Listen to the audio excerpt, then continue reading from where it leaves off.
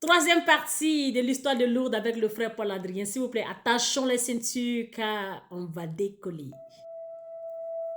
Quand on pense à Lourdes, on pense surtout miracle, malade, guérison. Pourtant, dans les apparitions de la Vierge elle-même, elle parle surtout de prière, de pénitence, de pardon. Elle demande à Bernadette de prier pour les pécheurs. Elle appelle à la conversion. Elle répète plusieurs fois pénitence, pénitence, pénitence. Et ça, c'est extrêmement important parce que Lourdes n'est pas un lieu magique, mais un lieu de transformation. Le pape Pie XII résumera Lourdes dans une phrase devenue célèbre: une nouvelle et incomparable effusion de la rédemption. Lourdes est le lieu où Dieu rejoint l'homme par sa fragilité et sa souffrance, non pas pour supprimer miraculeusement toutes les épreuves, mais pour le transformer de l'intérieur. Et c'est peut-être ce qui rend Lourdes si différent des autres lieux d'apparition mariale. Par exemple, au sanctuaire à Fatima, la Vierge parle surtout de politique, de guerre, de catastrophes mondiales. Ici, à Lourdes, presque rien de tout cela. Tout est dans le pardon, dans la fragilité, dans la conversion intérieure. Et tout tourne autour d'une seule idée: Dieu rejoint l'homme au cœur même de sa vulnérabilité. Nous sommes de retour dans les rues de Lourdes. Ici, la situation commence à devenir difficilement contrôlable. Plus les apparitions continuent, et plus la foule a grossi. D'abord des centaines, puis bientôt des milliers de personnes. Avec l'essor du train en France, l'affaire a pris une tournure nationale. Ajoutez à cela les interdictions de se rendre à la grotte, les récits de guérisons miraculeuses et les interrogatoires de Bernadette, les autorités n'arrivent plus à contrôler ce qui se passe ici. Pourtant, Bernadette, elle, continue d'ignorer l'importance de ce qu'elle vit et de ce qui est en train de se produire. Pour le comprendre, je vous emmène à l'ancienne église paroissiale de Bernadette. Trop petite, elle a été remplacée par cette nouvelle église plus grande du Sacré-Cœur.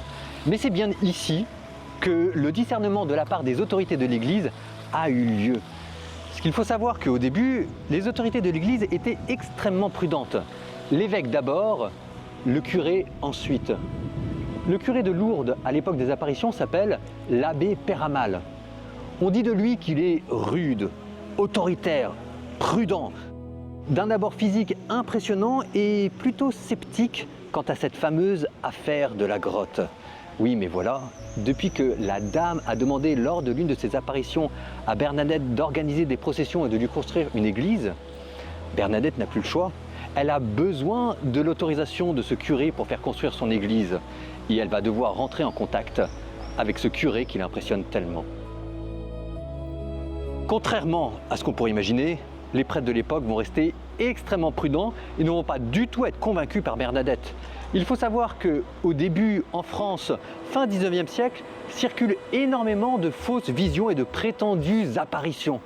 Et les autorités savent que ce qui se passe à Lourdes, s'il s'agit d'un phénomène prétendument mystique, d'une manipulation ou pire d'un scandale à venir, pourrait bien avoir des répercussions catastrophiques pour l'Église de France entière. Bernadette ne veut pas aller voir le curé de Lourdes. Elle a tout simplement peur de lui. Alors, elle va se faire accompagner par deux de ses tantes. Et une première rencontre aura lieu début mars 1858. Mais Péramal va réagir très durement. Il refuse catégoriquement de croire et exige d'avoir des preuves et de connaître le nom de la dame qui est apparue à Bernadette avant de ne rien entreprendre. Bernadette n'a plus le choix. Elle doit demander à la dame son nom. C'est alors que va avoir lieu l'événement probablement le plus important de toute l'histoire de Lourdes. Je vous en prie, ne ratez pas la grâce mariale. Ne ratez pas la grâce mariale. Parce qu'elle est inimaginable. Vraiment. On s'apprête pour la quatrième partie. Si vous avez aimé, accrochez-vous.